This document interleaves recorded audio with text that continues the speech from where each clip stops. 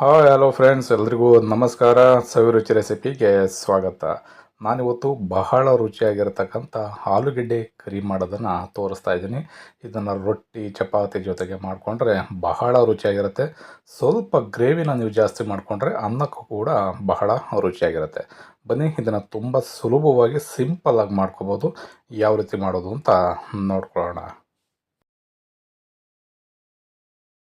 ನಾನಿಲ್ಲಿ ಒಂದು ಕಡಾಯಿನ ಬಿಸಿಯಾಗಲಿಕ್ಕೆ ಇಟ್ಕೊಂಡಿದ್ದೀನಿ. ಇದಕ್ಕೆ 3 ಟೇಬಲ್ ಸ್ಪೂನಷ್ಟು ಎಣ್ಣೆನ ಸೇರಿಸ್ಕೊಳ್ತಾ ಇದ್ದೀನಿ. ಎಣ್ಣೆ ಚೆನ್ನಾಗಿ ಬಿಸಿ ಆಗಬೇಕು. ಬಿಸಿ ಆದಾಗ 2 ಏಲಕ್ಕಿ ಕಾಯಿ, ಒಂದು 2 ಪೀಸು ಚಕ್ಕೆನ ಸೇರಿಸ್ಕೊಳ್ತಾ ಇದ್ದೀನಿ. ಅರ್ಧ ಟೀ ಸ್ಪೂನಷ್ಟು ಜೀರಿಗೆನೂ ಕೂಡ ಸೇರಿಸ್ಕೊಳ್ತಾ ಇದ್ದೀನಿ. ಒಂದು ಈರುಳ್ಳಿನ ಈ ರೀತಿ ಸಣ್ಣದಾಗಿ ಕಟ್ ಮಾಡಿ ಸೇರಿಸ್ಕೊಳ್ತಾ ಇದ್ದೀನಿ. ಸ್ವಲ್ಪ ಇಂಗು, ಒಂದು ಚಿಟಿಕೆಯಷ್ಟು ಇಂಗನ್ನು ಕೂಡ ಸೇರಿಸ್ಕೊಳ್ತಾ ಇದ್ದೀನಿ. ಹಿಂಗನ್ನು ಸೇರಿಸಿ ಆದಮೇಲೆ ಈರುಳ್ಳಿನ ನಾವು ಚೆನ್ನಾಗಿ ಫ್ರೈ ಮಾಡ್ಕೋಬೇಕಾಗತ್ತೆ. ಈರುಳ್ಳಿಲಿರ್ತಕ್ಕಂಥ ನೀರಿನ ಅಂಶ ಎಲ್ಲ ಕಂಪ್ಲೀಟಾಗಿ ಡ್ರೈ ಆಗಬೇಕು. ಆ ರೀತಿ ನೀರಿನ ಅಂಶ ಎಲ್ಲ ಕಂಪ್ಲೀಟಾಗಿ ಡ್ರೈ ಆದಾಗ ಆ ಈರುಳ್ಳಿಲಿರ್ತಕ್ಕಂಥ ಎಣ್ಣೆ ಎಲ್ಲ ಕಂಪ್ಲೀಟಾಗಿ ಬಿಡ್ತಾ ಬರುತ್ತೆ. ಅಲ್ಲಿವರೆಗೂ 1ರಿಂದ 1.5 ನಿಮಿಷಗಳ ಕಾಲ ಚೆನ್ನಾಗಿ ಫ್ರೈ ಮಾಡ್ಕೊಳ್ಳಿ. ಅದಾದಮೇಲೆ ನಾನು ಇದಕ್ಕೆ 1 ಟೀ ಸ್ಪೂನಷ್ಟು ಶುಂಠಿ ಮತ್ತು ಬೆಳ್ಳುಳ್ಳಿ ಪೇಸ್ಟನ್ನು ಕೂಡ ಸೇರಿಸ್ಕೊಂಡು ಅದನ್ನು ಕೂಡ ಇದ್ರ ಜೊತೆಯಲ್ಲೇ ಚೆನ್ನಾಗಿ ಫ್ರೈ ಮಾಡ್ಕೊಳ್ತಾ ಇದ್ದೀನಿ. ಈ ರೀತಿ ಒಗ್ಗರಣೆನ ಮಾಡಬೇಕಾದ್ರೆ ಸಾಧ್ಯವಾದಷ್ಟು ನೀವು ಊರಿನ ಲೋ ಫ್ಲೇಮ್ನಲ್ಲಿ ಇಟ್ಕೋಬೇಕು ಅಥವಾ ಮೀಡಿಯಮ್ ಫ್ಲೇಮ್ನಲ್ಲಿ ಇಟ್ಕೊಂಡು ಫ್ರೈ ಮಾಡ್ಕೋಬೇಕಾಗತ್ತೆ.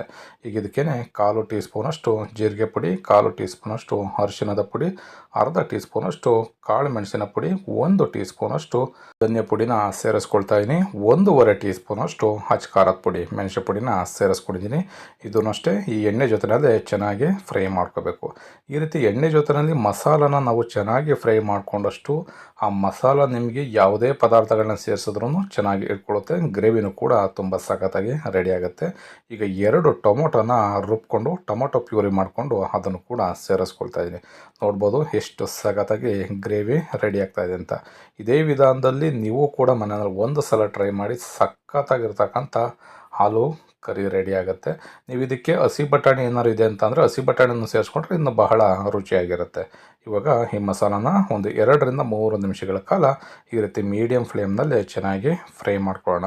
ಈ ರೆಸಿಪಿನ ಮಾಡಲಿಕ್ಕೆ ನಾನು ಏನೇನು ಪದಾರ್ಥಗಳ ಬಳಸ್ತಾ ಇದ್ದೀನಿ ಅನ್ನೋದನ್ನು, ಎಷ್ಟು ಪ್ರಮಾಣದಲ್ಲಿ ಹಾಕ್ಕೊಂಡಿದ್ದೀನಿ ಅನ್ನೋದನ್ನು ಕೂಡ ಅದು ಡಿಸ್ಕ್ರಿಪ್ಷನ್ ಬಾಕ್ಸಲ್ಲಿ ಕೊಟ್ಟಿರ್ತೀನಿ. ಅಲ್ಲೂ ಕೂಡ ನೀವು ನೋಡ್ಬೋದು. ಈಗ ಮಸಾಲ ಕೂಡ ಚೆನ್ನಾಗಿ ಫ್ರೈ ಆಗಿ ಗಟ್ಟಿಯಾಗಿದೆ. ಇವಾಗ ಇದಕ್ಕೆ ಒಂದು 3 ಟೇಬಲ್ ಸ್ಪೂನಷ್ಟು ಮೊಸರನ್ನ ಸೇರಿಸ್ಕೊಳ್ತಾ ಇದ್ದೀನಿ. ರುಚಿಗೆ ತಕ್ಕಷ್ಟು ಉಪ್ಪು, 1 ಟೀ ಸ್ಪೂನಷ್ಟು ಕಸ್ತೂರಿ ಮೇಥಿನ ಈ ರೀತಿ ಸಣ್ಣದಾಗಿ ಪುಡಿ ಮಾಡಿ ಸೇರಿಸ್ಕೊಳ್ತಾ ಇದ್ದೀನಿ. ಹಾಗೆ ಒಂದು 5 ಹಸಿಮೆಣಸಿಕಾಯಿನ ಹಾಗೆಯೇ ಸೇರಿಸ್ಕೊಳ್ತಾ ಇದ್ದೀನಿ. 1/4 ಟೀ ಸ್ಪೂನಷ್ಟು ಗರಂ ಮಸಾಲ, 1 ಟೇಬಲ್ ಸ್ಪೂನಷ್ಟು ಫ್ರೆಶ್ ಕ್ರೀಮ್ನ ಸೇರಿಸ್ಕೊಳ್ತಾ ಇದ್ದೀನಿ. ಫ್ರೆಶ್ ಕ್ರೀಮ್ ಇದ್ದರೆ ನೀವು ಸೇರಿಸ್ಕೊಳ್ಳಿ, ಇಲ್ಲ ಅಂತಂದರೆ ನೀವು ಸ್ಕಿಪ್ ಮಾಡ್ಬೋದು. ಫ್ರೆಶ್ ಕ್ರೀಮ್ನ ಸೇರಿಸೋದ್ರಿಂದ ಗ್ರೇವಿ ಕಲರ್ ಸಖತ್ತಾಗಿ ಬರುತ್ತೆ ಮತ್ತು ರುಚಿನೂ ಕೂಡ ತುಂಬ ಚೆನ್ನಾಗಿರುತ್ತೆ. ನೋಡ್ಬೋದು ಎಷ್ಟು ಸಖತ್ತಾಗಿರ್ತಕ್ಕಂಥ ಗ್ರೇವಿ ರೆಡಿ ಆಗಿದೆ ಅಂತ.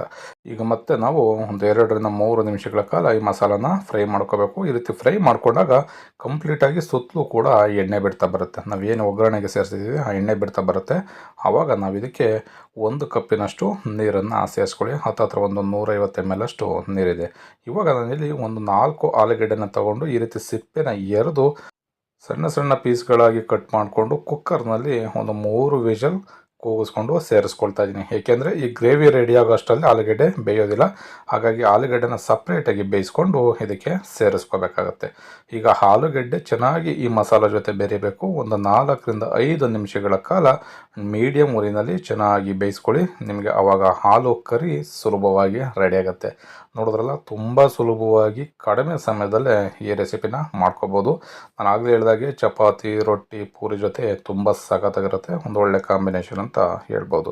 ಈ ರೆಸಿಪಿ ನಿಮಗೆ ಇಷ್ಟ ಆಯಿತು ಅಂತ ಅಂದ್ಕೊಳ್ತೀನಿ. ಇಷ್ಟ ಆಗಿದ್ದರೆ ಆದಷ್ಟು ಜನಕ್ಕೆ ಶೇರ್ ಮಾಡಿ. ಇನ್ನೂ ಹೊಸದಾಗಿ ನಮ್ಮ ಚಾನಲ್ನ ನೋಡ್ತಾ ಇರ್ತಕ್ಕಂಥವ್ರು ಯಾರಾದರೂ ಸಬ್ಸ್ಕ್ರೈಬ್ ಮಾಡ್ಕೊಂಡಿಲ್ಲ ಅಂತಂದರೆ ಸಬ್ಸ್ಕ್ರೈಬ್ ಮಾಡ್ಕೊಳ್ಳಿ. ಪಕ್ಕದಲ್ಲಿರ್ತಕ್ಕಂಥ ಬೆಲ್ ಬಟನ್ನ ಪ್ರೆಸ್ ಮಾಡಿ. ಬೆಲ್ ಬಟನ್ನ ಪ್ರೆಸ್ ಮಾಡೋದ್ರಿಂದ ನಾವು ಯಾವುದೇ ವೀಡಿಯೋಗಳನ್ನ ಅಪ್ಲೋಡ್ ಮಾಡಿದ್ರೂ ನೋಟಿಫಿಕೇಷನ್ ನಿಮಗೆ ಈಸಿಯಾಗಿ ಸಿಗುತ್ತೆ. ಈ ರೆಸಿಪಿನ ಮರಿದೇನೆ ನೀವು ಕೂಡ ಮನೆಯಲ್ಲಿ ಒಂದು ಸಲ ಟ್ರೈ ಮಾಡಿ ಹೇಗಿತ್ತು ಅನ್ನೋದನ್ನು ಕಮೆಂಟ್ ಮಾಡಿ ತಿಳಿಸಿ. Thank you.